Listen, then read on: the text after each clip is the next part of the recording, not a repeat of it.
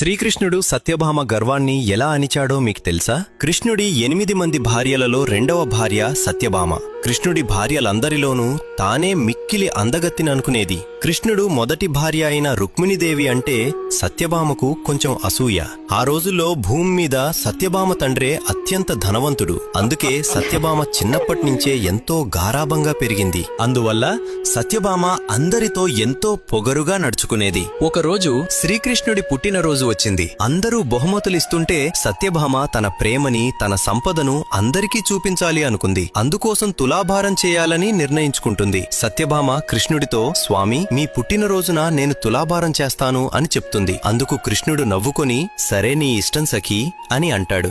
సత్యభామకు కృష్ణుడు ఎంత బరువు ఉంటాడో బాగా తెలుసు. అందుకే అంత బంగారం సిద్ధం చేసుకుని ఉంటుంది. మొదట్లో బంగారం పెట్టగానే కృష్ణుడు కొంచెం కదులుతాడు. అది చూసి సత్యభామ నవ్వుతూ, ఇంకా కొంచెం బంగారం వేయండి చాలు అని అంటుంది. ఇక అప్పటి నుండి సేవకులు ఎంత బంగారం పెడుతున్నా కృష్ణుడు ఒక్క అంగుళం కూడా కదల్లేదు. సత్యభామ కంగారు పడుతూ తన తండ్రికి కబురు పంపింది. అతను ఎంత బంగారం తెచ్చి తులాభారంలో వేసినా కృష్ణుడు మాత్రం కదలలేదు. కృష్ణుడు నవ్వుతూ, ఇంకా ఎంతసేపు ఇక్కడే కూర్చోవాలి సత్యభామ అని అంటూ ఉంటాడు. చివరికి సత్యభామ తన ఒంటి మీద ఉన్న నగలన్నీ వేసింది. కాని ప్రయోజనం మాత్రం ఏమాత్రం ఉండదు. సత్యభామ బాధతో రుక్మిణి వైపు చూసింది. రుక్మిణి చిరునవ్వుతో తోటలోకి వెళ్లి తులసి చెట్టు నుంచి 3 తులసి ఆకులు తీసుకొచ్చి వాటిని తులాభారంలో వేసింది. అంతే, క్షణాల్లోనే కృష్ణుడు కూర్చున్న వైపు పైకి లేచింది. అప్పుడు సత్యభామకు అర్థమవుతుంది, కన్నయ్య నాకు బుద్ధి చెప్పడానికే ఇదంతా చేశాడు అని. మీకు శ్రీకృష్ణుడంటే ఇష్టం ఉంటే జై శ్రీకృష్ణ అని కామెంట్ చేయండి.